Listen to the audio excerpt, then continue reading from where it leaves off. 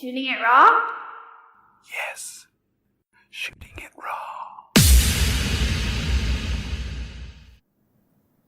I would say I don't think it's that different.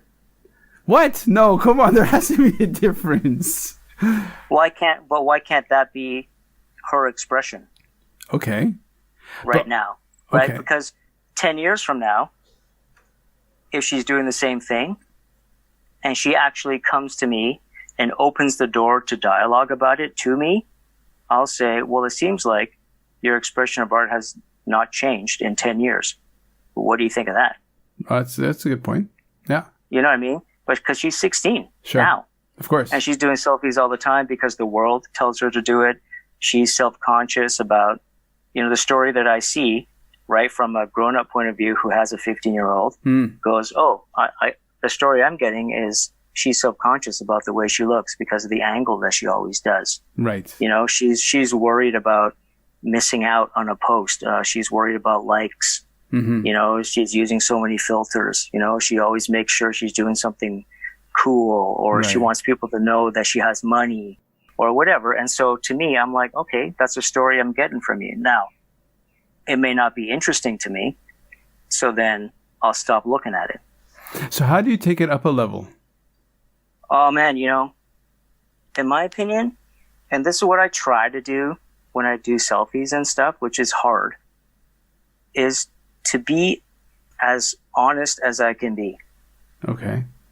So when I do like I don't take pictures of myself before every audition. Mm-hmm.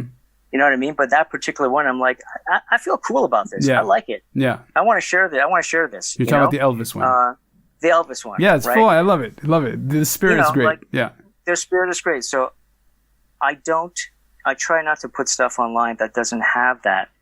I know I'm not successful all the time because sometimes it's just producers going, hey man, post something. Right. Oh, okay. I'm like, oh, okay, fine. And I'm like, hey, at the crafty truck, like. Have you ever had a moment where you because for example, listen, like with Shark Rescue. Okay, so one thing you may not have known is that from 2009 to 2016, I launched this thing called Shark Rescue to help raise awareness about the plight of sharks being endangered.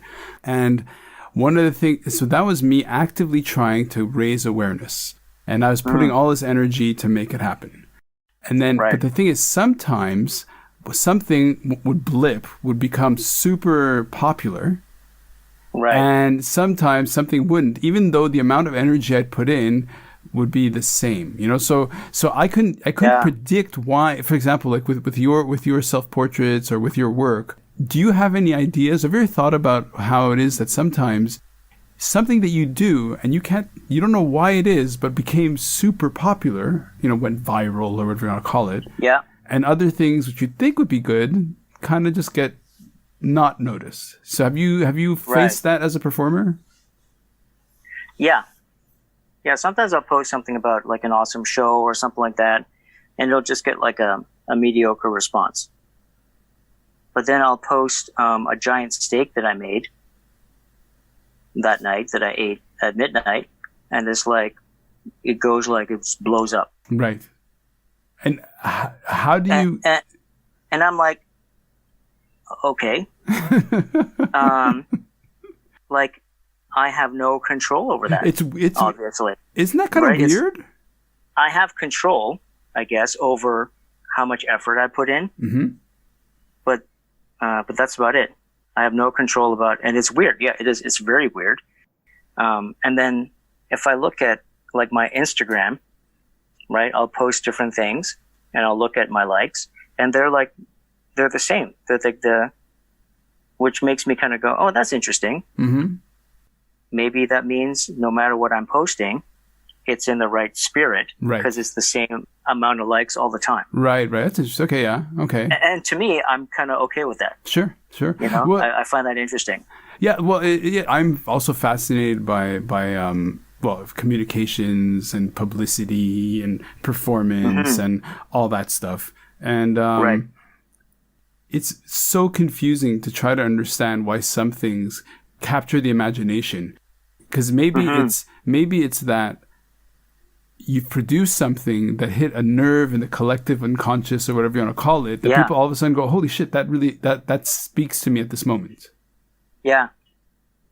I mean, I think there are people out there who are good at, like they're posting viral stuff all the time. And to us, or to me, it may be like, oh, I don't find this particularly important, but I just watched it. Right. Like, what?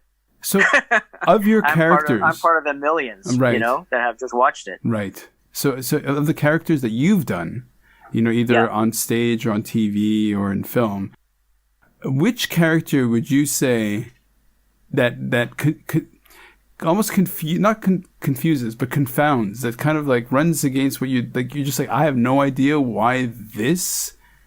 Or is there one where you actually had a response that was so powerful, you must have been like, well, I can't put my finger on it, but that hit a nerve. So has that happened, or are you always really clear? The closest thing I have to that example, and I don't think it was because of me. Like I was part of the machine. But people reacted to them because of the show. Right. Right? Or the writer or the writing or the director. And then they see my character. So I think it's kind of happened. My two most popular characters, are Dang from the kids show Mr. Young, and then Cam Fong from the J-Pod TV series based on the book by Douglas Copeland. And J-Pod was popular because of Douglas Copeland. Right. People hear, like, they know him. They love him.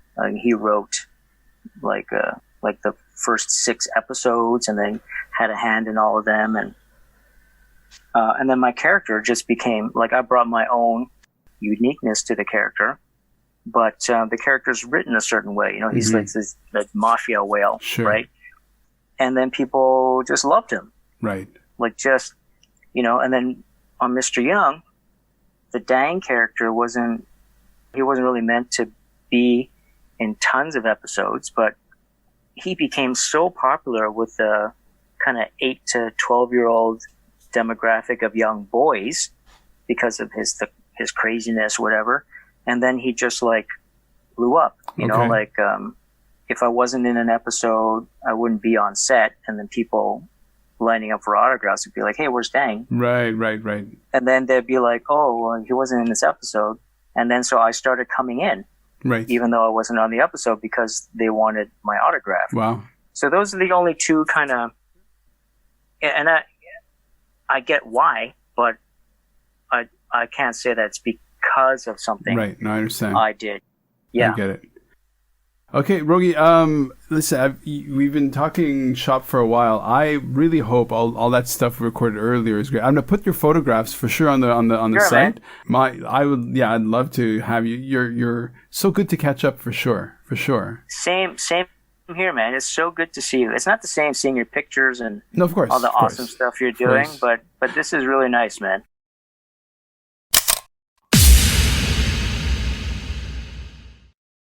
So is life really a gift? Really? Can you make every second count? That's the whole point of the podcast.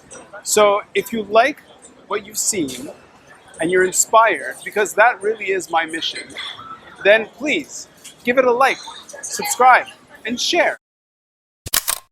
Shooting it raw? Yes. Shooting it raw.